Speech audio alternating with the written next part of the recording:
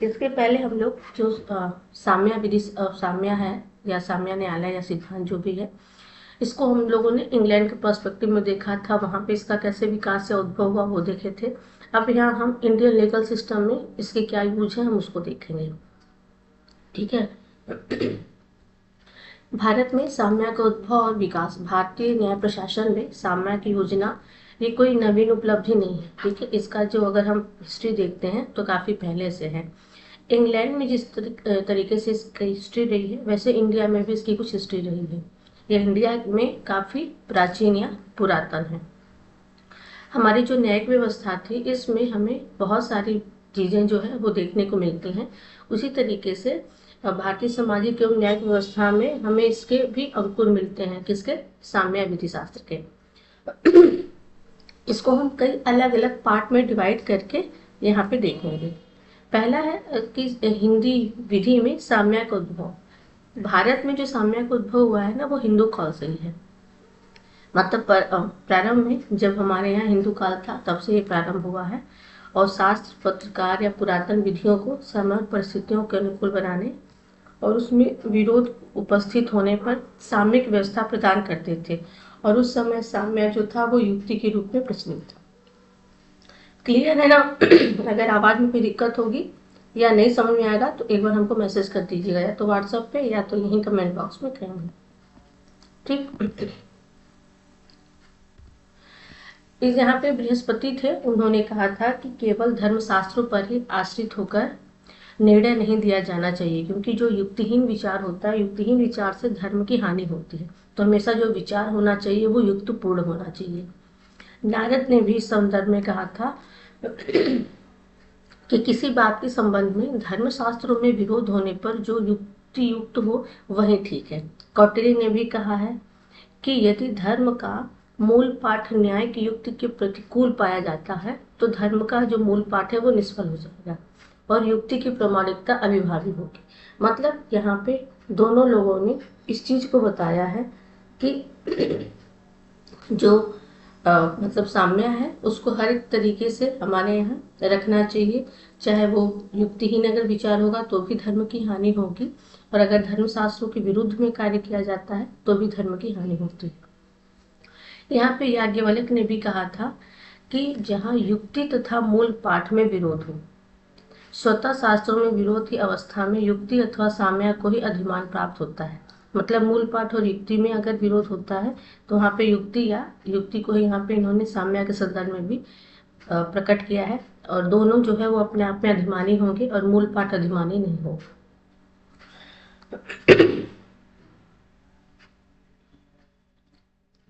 Clear है? इसके बाद देखते हैं कि मुस्लिम विधि एवं साम्य की जब मीडिया मुस्लिम का पीरियड था, मेहमदन लॉ था, तो उस समय क्या स्थिति थी इक्विटी की। मुस्लिम विधि में भी साम्य को एक महत्वपूर्ण स्थान प्राप्त था। सुन्नी शाखा के हनफी संप्रदाय के संस्थापक अबू हनीफ ने भी ये सिद्धांत प्रतिपादित किया था कि समय तथा परिस्थितियों के अनुसार विधि के नियमों को उदार व्याख्या द्वारा अपास्त किया जा सकता है। मुस्लिम विधि में इन सिद्धांतों को इस्तिम्हास अथवा विधिक साम्य कहा जाता था। स्वयं जो पैगंबर साहब थे उन्होंने युक्ति और विवेक के रूप में साम्य की व्यवस्था थी, और एक वो पैगंबर साहब ने अपने मुअज्जम से पूछा कि तुम अपने विनिश्चय किस पर आधारित करोगे। मुअज्जम ने उत्तर दिया कि खुदा के ग्रंथ पर, और अगर उससे मदद न मिली तो पैगंबर के दृष्टा पर, और अगर उससे भी काम न चला तो अपनी ही बुद्धि से निर्णय करूंगा। ये मुस्लिम पीरियड का वाक्य था।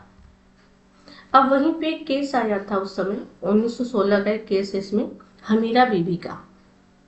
हमीरा बीबी का केस जो था वो प्रिवी काउंसिल ने डिसाइड किया था, और उन्होंने कहा था कि जो मुस्लिम विधि है उसमें प्रमुख ग्रंथों में काजी के जो कर्तव्य के अध्याय से स्पष्ट होता है कि मुस्लिम विधि इंग्लैंड के जो चांसरी कोर्ट थे उनके द्वारा मान्य सामयिक नियम और विचारों से अपरिचित नहीं है। ठीक है, सामयिक नियम और विचारों से अपरिचित नहीं है, अभी तो वास्तविक रूप से वादों के विनिश्चय में उनका अधिकांश उनका पालन होता रहा है। ठीक, अब यहाँ पे हम ब्रिटिश टाइम पीरियड में आते हैं। भारत में जब ब्रिटिश का शासन था उस समय की क्या स्थिति थी इक्विटी की। ब्रिटिश शासन के अंतर्गत भी भारत में प्रशासन के लिए जो मूल विधि तैयार करते थे, उस समय विधि आयुक्तों ने सिफारिश किया था कि जिन मामले में या जिन मामले के निर्णय के लिए मूल विधि में प्रावधान नहीं है, उनका निर्णय न्यायाधीश न्याय, साम्य और अंतः सिद्धांतों के अनुसार करेंगे। हम लोगों ने कई सारे लॉ पढ़े हैं, चाहे वो इंटरनेशनल लॉ हो, हिंदू लॉ हो, मुस्लिम लॉ हो, और भी जो लॉ पढ़े हैं वहाँ कई जगह हम लोगों ने ये देखा था कि जो विधि के सोर्स हैं या उस सब्जेक्ट में पर्टिकुलर जो लॉ के सोर्स थे, जैसे इंटरनेशनल लॉ के सोर्स हैं, मुस्लिम लॉ के सोर्स हैं या हिंदू लॉ के सोर्स हैं, वहाँ हम लोगों ने देखा था कि एक जो सोर्स था वो ये भी था कि साम्य न्याय और शुद्ध अंतःकरण।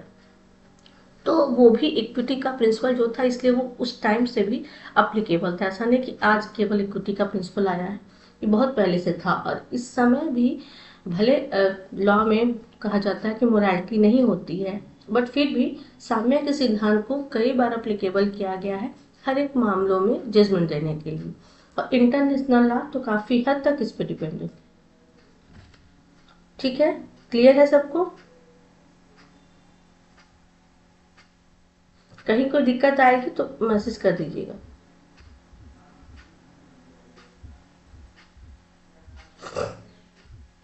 चलिए, 1773 में जब रेगुलेटिंग एक्ट आया तो उसके द्वारा एक उच्चतम न्यायालय का गठन कहाँ किया गया था? कोलकाता में किया गया था। और अधिनियम की जो धारा 17 थी, इसके अंतर्गत ये स्पष्ट रूपबंद किया गया था कि न्याय अपने मार्गदर्शन के लिए न्याय, साम्य और अंतःकरण के सिद्धांतों का आश्रय ले। मतलब जहाँ तक इन विषयों का संबंध है, इसमें सामान्य विधि ही पर्याप्त नहीं होती है। ठीक, कई बार जो सुप्रीम कोर्ट होता है या उच्चतम न्यायालय की समाप्ति और महानगरों में उनके स्थान पर हाई कोर्ट के पास सुरक्षित रखा गया था। मतलब हर एक स्तर पे साम्य और अंतःकरण की बातें यहाँ पे कही गई थी। 1823 में भी उच्चतम न्यायालय राजले के खंड 36 के अंतर्गत भी जो बम्बई उच्चतम न्यायालय था, वो सुव्यक्त रूप में साम्य का न्यायालय बनाया गया था और उसे न्यायालय के अनुरूप अधिकार क्षेत्र प्रदान किया गया था। मतलब जिस तरीके से कार्य होगा उस हिसाब से उनको अधिकार क्षेत्र भी प्रदान किए गए थे कि आप ये सारी चीजें कर सकते हैं। अब 1951 में एक केस आया था गुरुनाथ बनाम कमलाबाई का।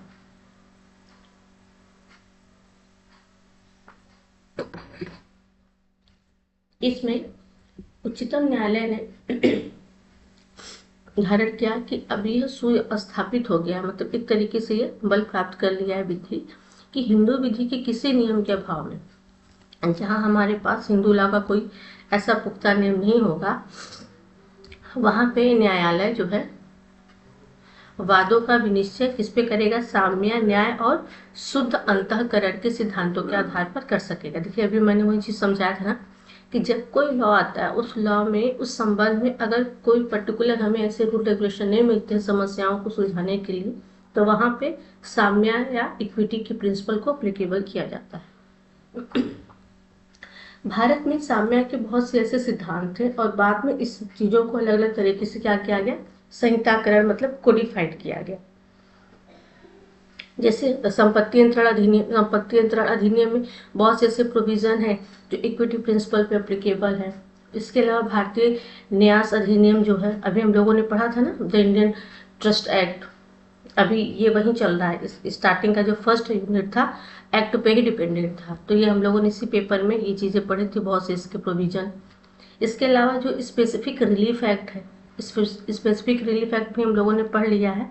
यहाँ पर भी बहुत से ऐसे प्रोविजन हमने देखे हैं जो इक्विटी प्रिंसिपल पे अप्लीकेबल है। मतलब इस तरीके के प्रोविजन रखे गए हैं कि अगर एक पार्टी ने अपना काम कर दिया तो दूसरे को भी अपना काम या अपनी ड्यूटी या अपने तरीके का जो ड्यूटी है परफॉर्म करने का बाउंडेशन लगाया गया है। इसके अलावा भारतीय संविदा अधिनियम 1872 की, इसमें जो आप देखते हैं 68 से 72 तक का जो क्वासी कॉन्ट्रैक्ट है, वो भी जो इक्विटी प्रिंसिपल पे अप्लीकेबल है। लास्ट का जो 73-74 सेक्शंस है, वो भी इक्विटी प्रिंसिपल पे अप्लीकेबल है। जो इंडियन पार्टनरशिप एक्ट है, वो भी इक्विटी के प्रिंसिपल पे ही अप्लीकेबल है। इसमें कुछ सिद्धांत हैं, सारे नहीं हैं, इसके अलावा जो सेल ऑफ गुड्स एक्ट है कि माल जो आप दे रहे हैं या ले रहे हैं, अगर हम किसी को माल बेच भी रहे हैं तो उस माल से रिलेटेड जो चीज़ें, मतलब जो उसकी गुणवत्ता है या उस माल में जो डिफेक्ट है उसको हमें प्रकट करना है। तो ये सारी चीज़ें में क्या इक्विटी प्रिंसिपल पे बेस्ड है। सामान्य खंड अधिनियम जो 1897 का है, जनरल क्लॉजेज एक्ट, वो भी जो है उससे कुछ प्रोविजन यहीं पे आधारित है।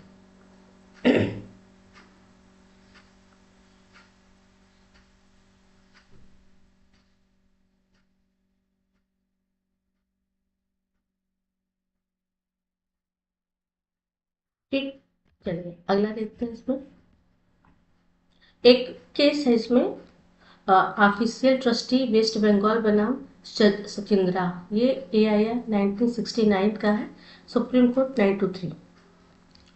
इस केस में ये कहा गया था कि हम इस देश में हमने उन सभी नियमों का संहिताकरण कर लिया है जिनका प्रयोग इंग्लैंड में साम्य अधिकार क्षेत्र के अंतर्गत किया था।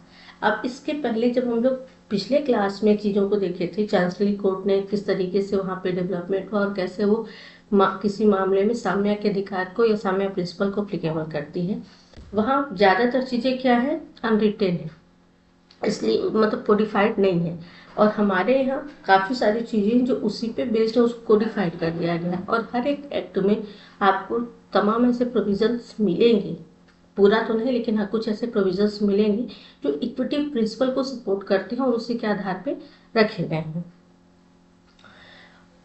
इस बात यहाँ पे भारत में न्यायालयों में साम्यपूर्ण अधिकार क्षेत्र भी निहित है और वे ऐसे वादों का विनिश्चय जिनके लिए विद्यमान विधियों में उपबंध है, न्याय, साम्य और शुद्ध अंतःकरण के सिद्धांतों के अनुसार ही करेंगे।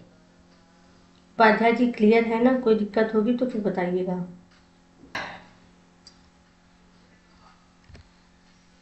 अब यहाँ पे कुछ हम लोगों को मैक्सिम देखनी है, जो हम लोग का लास्ट वाला पोर्शन है इसी यूनिट में, सबसे लास्ट। वहाँ पे कुछ मैक्सिम रखे गए हैं। अब इसमें से सारे मैक्सिम तो लगभग इम्पोर्टेंट नहीं होते हैं, लेकिन फिर भी यहाँ सबको हमने ऐड किया है जितना हम लोग आज पढ़ पाए, बाकी कल देखेंगे, एक क्लास और लेंगे, ये खत्म हो जाएगा। ये कहता है कि he who seeks equity must do equity, कि जो साम्य चाहने वाले हैं उनको साम्य करना आवश्यक है। मतलब अगर आप चाहते हैं कि किसी चीज़ में इक्विटी को लाया जाए या साम्य किया जाए तो आपको भी उस तरीके से कार्य करना होगा। ऐसा नहीं कि आप चाहते हैं कि सामने वाला बहुत अच्छा रिफ्लेक्ट करे, जो है आदर्शवादी उसके विचार हो आपके लिए, लेकिन आपके विचार उसके प्रति वैसे ना हो, तो ये साम्य नहीं होगा। ठीक है, ये जो सूत्र है वो पारस्परिकता के सिद्धांत पे अप्लीकेबल है, मतलब दोनों तरफ से जो है वो एक जैसी परिस्थिति होनी चाहिए।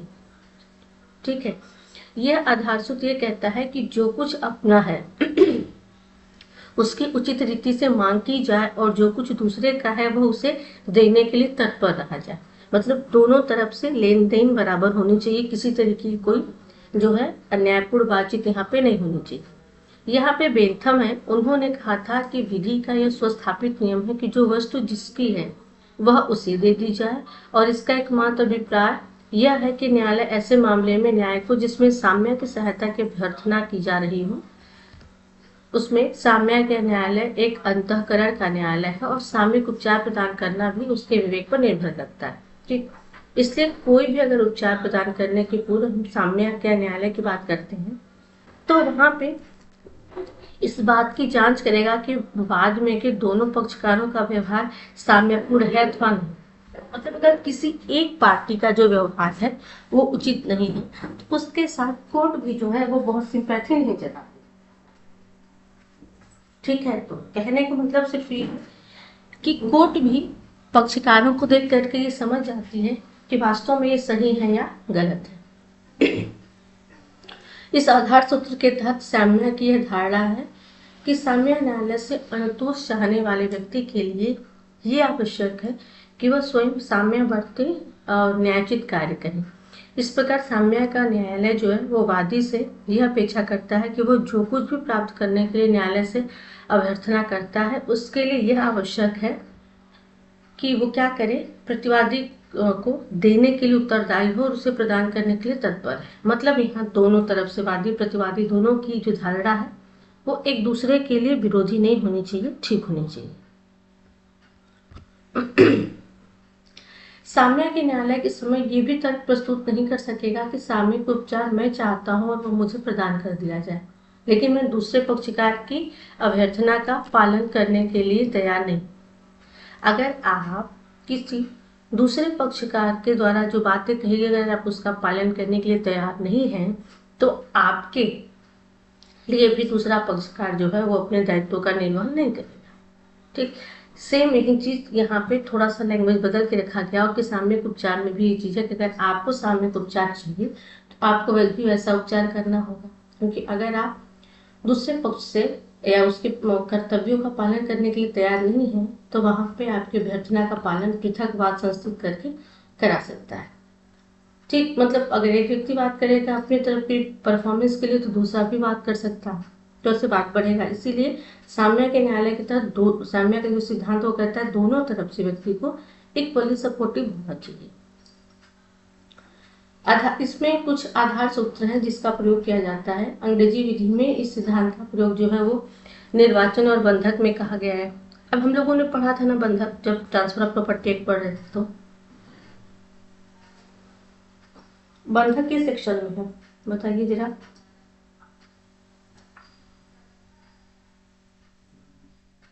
याद है या भूल गया?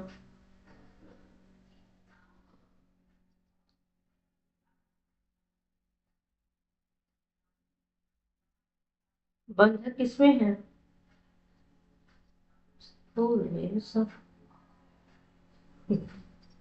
ठीक है, यहाँ पे ट्रांसफर प्रॉपर्टी एक्ट में हम लोगों ने पढ़ा था, वहां देखा था ना, एक चीज पढ़ा था कि once a mortgage is always a mortgage, कि एक बार का बंधक हमेशा के लिए बंधक ही रहता है। मतलब अगर बंधक संपत्ति आपने किसी की कब्जे में कोई संपत्ति बंधक रखा है, ऐसा नहीं कि कुछ टाइम बाद आप उस संपत्ति का मालिकाना हक रखेंगे। आपके पास संपत्ति बंधक है, मतलब आप संपत्ति की बस देखरेख कर रहे हैं तब तक जब तक कि आपका पैसा या बंधक धन जो है वो नहीं मिल जाता। ठीक है, तो ये भी साम्य पे आधारित है। अयुक्त युक्त सौदा नहीं होना चाहिए। विशिष्ट पालन में पारस्परिकता का सिद्धांत भी लागू होता है कि अगर एक तरफ से पालन किया जा रहा है तो दूसरी तरफ से भी पालन होना चाहिए। चौथा, मरम्मत और सुधार के लिए कब्जा। अगर किसी को कोई संपत्ति पे पोजीशन दिया गया है, केवल उसमें कुछ मॉडिफिकेशन करने के लिए, कुछ अल्टरेशन करने के लिए, कुछ कंस्ट्रक्शन का काम करना है इस तरीके से, तो वहां पर भी ऐसा नहीं कि वो व्यक्ति अपना कब्जा हमेशा बनाए रखता है, उसको उतने टाइम के लिए कब्जा दिया जाता है। ठीक है, तो ये सब इसके आधार सूत्र है। अब भारत में इस सूत्र का कैसे प्रयोग हुआ या कहाँ कहाँ प्रयोग हमें देखने को मिलता है?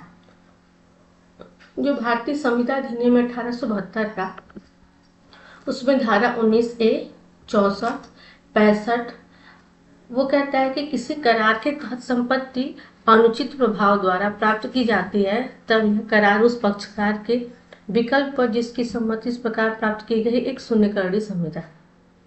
तो यहाँ पर देखिए साम्य का प्रिंसिपल अप्लीकेबल हुआ। फिर संपत्ति अंतरण अधिनियम की जो धारा 35 है वो भी साम्य की बात करती है। जो भारतीय साम्य अधिनियम है यहाँ पे तो ऑलरेडी साम्य की बात की ही गई है धारा 115 में। और भारतीय न्यास अधिनियम की जो धारा 62 है और धारा 87, वहां पर भी बात है। विनिर्दिष्ट अंतोष अधिनियम की जो धारा 30 और 33 है, यहाँ पर भी साम्य की बात की गई है। अब इस सूत्र की क्या परिसीमाएं हम ये भी देख लेते हैं, क्योंकि हर एक नियम के कुछ अपने लिमिटेशंस भी होते हैं, कुछ एक्सेप्शंस भी होते हैं। पहला एक्सेप्शन है ये कि यह तभी प्रयोग होता है जबकि पक्षकार न्यायालय से सामयिक संतोष की अभ्यर्थना करता है, मतलब मांग करता है, या यदि उसकी अभ्यर्थना विधिक अधिकारों के प्रवर्तन के संदर्भ में हो और यह आधारभूत प्रयोग नहीं होगा। अगर कोई व्यक्ति अपने ही राइट को एग्जीक्यूट कराने के लिए कोर्ट में जाता है तो वहां पे ये प्रिंसिपल एप्लीकेबल नहीं होगा। ठीक, दूसरा कहता है कि प्रतिवादी द्वारा अभ्यर्थित अथवा उसको प्रदान किया गया साम्य वाद की विषय वस्तु से अगर संबंधित हो या फिर वहां पे उसका उद्भव न्यायालय के समक्ष विचाराधीन विवाद से होता हो तो भी इस आधार सूत्र ऐसे मामलों में प्रयोज्य नहीं होता है जहां वादी द्वारा अभ्यर्थित अंतोष और प्रतिवादी द्वारा अभ्यर्थित अंतोष दो पूर्णतया पृथक और भिन्न विषयों से संबंधित है। अगर दोनों के अपने जो रेमेडीज हैं एक दूसरे के अगेंस्ट और अलग मामलों में होंगे, तो वहां पे ये equity principle in the sense जो हम लोगों ने इसमें पारस्परिकता का पढ़ा है वो अप्लीकेबल नहीं होगा, क्योंकि हमारा ये जो सूत्र है वो क्या बात करता है कि साम्य चाहने वालों को साम्य करना आवश्यक है। तो अगर दोनों के अपने अनुतोष अलग अलग हैं, उसकी अलग मांग करते हैं, तो ये सूत्र अप्लीकेबल नहीं होगा। ठीक है, इसके बाद अगला हमारा है कि साम्य विधि की विरोधी नहीं अपितु उसकी पूरक है। Equity is not oppose to law but supplement. ठीक है, इसको भी अभी देख लेते हैं एक मैक्सिमोरम यहाँ पे। ठीक है, इसके बाद क्लास बंद कर देंगे। साम्य विधि की विरोधी नहीं होती, कहने का मतलब ये है कि जो विधि है और साम्य है उनके बीच में एक कोरिलेशन होता है, एक जो है एक बाइंडिंग नेचर की चीजें होती हैं दोनों में, मतलब ये एक दूसरे के विरोध में नहीं होंगे, एक दूसरे से संबंधित होते हैं, मतलब एक दूसरे के अपोजिट नहीं होती है, सपोर्टिव होती है। ठीक, यहाँ परस्पर विरोधी विधियों के बीच इस तरीके के संबंध होते हैं, वैसे संबंध बिल्कुल भी नहीं है विधि और साम्य में। वस्तुतः जो साम्य है वो प्रत्येक स्तर पर सामान्य विधि के अस्तित्व की पूर्व कल्पना करते हैं। अभी इसके पहले भी एक हम लोग का क्वेश्चन था जो हम लोगों ने मेरी क्लास से कल या परसों देखा था कि दोनों के क्या अपने मतलब रिलेशन है। ठीक है, लॉ के और एक दूसरे के परस्पर सहयोगी के रूप में होकर के विधियों का या अधिकारों का निष्पादन करते हैं। जो साम्य है वो प्रत्येक स्थान पर सामान्य विधि के अस्तित्व की पूर्व कल्पना करता है।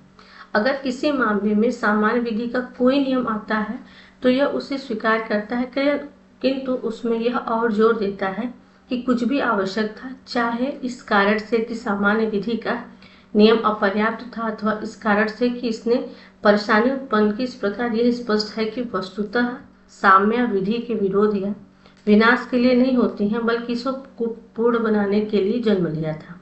मतलब जो इक्विटी का प्रिंसिपल था वो इक्विटी को कंप्लीट करने के लिए था।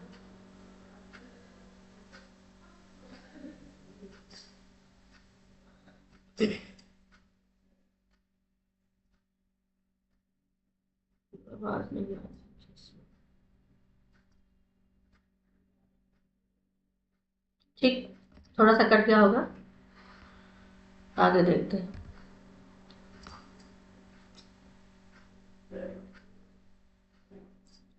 साम्य और विधि के संबंध में कुछ न्यायाधीशों ने अपने अलग अलग यहाँ पे विचार बताए हैं। मेटलैंड ने कहा है कि सकारात्मक पक्ष में, जबकि जो पोमराय हैं उन्होंने मतलब अलग अलग तरीके से दोनों लोगों ने कहा था। हम दोनों की चीजों को पढ़ेंगे। मेटलैंड ने स्पेशली इसके सकारात्मक पक्ष को ही बताया है। यहाँ पे पोमराय ने कहा है कि साम्य का जो विकास है वो अपने प्रारंभ काल में सामान्य विधि का विरोध था। ठीक है, स्टार्टिंग के टाइम में जो पर्टिकुलर लॉ अप्लीकेबल था उसके अगेंस्ट में साम्य लॉ था, लेकिन सिद्धांत और नियम जोड़कर जिसे विधि ने सम्मिलित नहीं किया था या ऐसे सिद्धांतों और नियमों को सृष्टि करके जो सामान्य विधि के नियमों के विरोधी थे और जिन्हें विधि ने उन्हीं तथ्यों और उन्हीं परिस्थितियों में प्रयोग किया था और उनका समाधान किया था, ऐसा मानना इतिहास के इस तथ्य से कि प्रक्रिया सामान्य विधि के तहत से स्थापित नियमों के प्रति खुले विद्रोह या अपमान की भावना से इनकार करना होगा कि साम्य की जो पद्धति है उसके निर्माण से भरी हुई थी और जिनकी आवश्यकता चांसलरों ने अनुभव की थी। ठीक, मतलब चांसलरी कोर्ट द्वारा इसकी जरूरत महसूस की गई थी, तब इसको और ज्यादा बढ़ावा दिया गया था। साम्य विधि का ही पूरक है, मतलब साम्य ने सामान्य विधि की त्रुटियों को दूर किया है। त्रुटियों को दूर तीन तरीके से किया है। एक तो इसमें नए विचार उत्पन्न करके किए हैं, नए विचारों का यहाँ पे आविष्कार हुआ है, और तीसरा है कि नवीन प्रक्रिया को भी यहाँ पे अंगीकार किया है, मतलब एक्सेप्ट किया गया।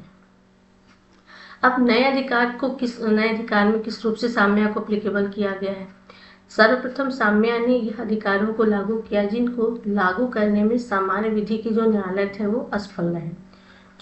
14वीं शताब्दी तक न्याय के अधिकारों के प्रयोग से सुरक्षित किया गया था और इस क्षेत्राधिकार के प्रयोग का साम्य उत्तम उदाहरण प्रस्तुत करते हैं, क्योंकि ये ऐसे मामले थे जिनका नए यहाँ पे कि नए उपचार या अनुतोष। सामान्य विधि की जो सबसे दूसरी कमी थी वो यही थी कि वह अनुतोष प्रदान नहीं कर पाते थे। मतलब अनुतोष प्रदान करने में वह पर्याप्त रूप से कारगर नहीं साबित हुए थे। तो वहाँ पे कुछ मामलों में सामान्य विधि अनुतोष आवश्यकता प्रदान करती थी, लेकिन ऐसा अनुतोष अपर्याप्त होता था।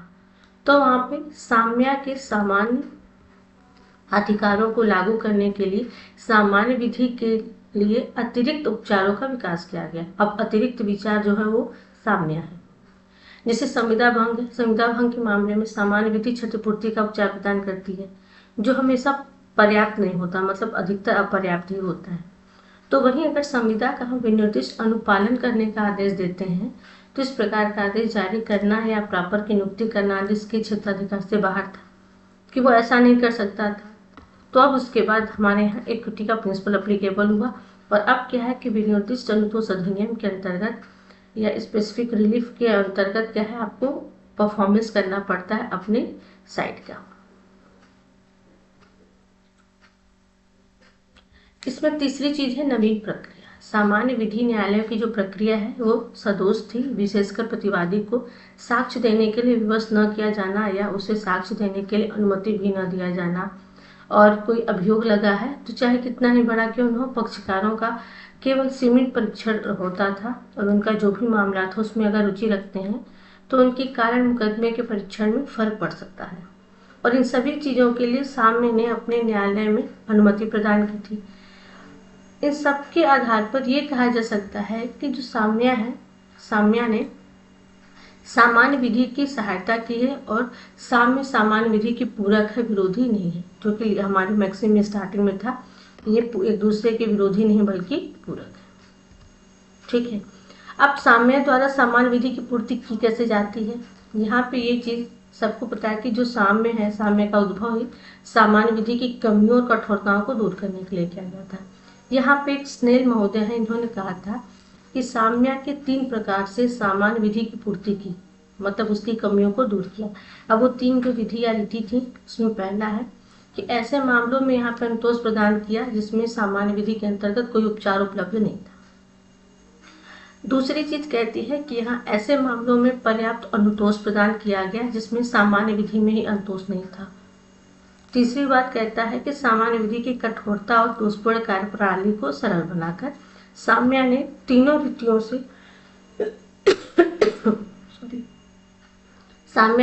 रीतियों से यहाँ पे अनुतोष प्रदान किया है और सामान्य विधि की जो कमियां थी उनको दूर किया है।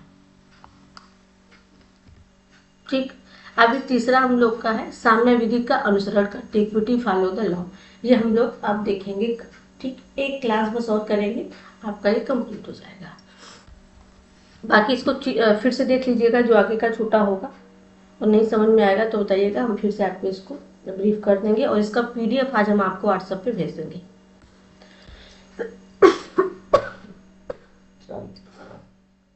क्लियर है ना सब?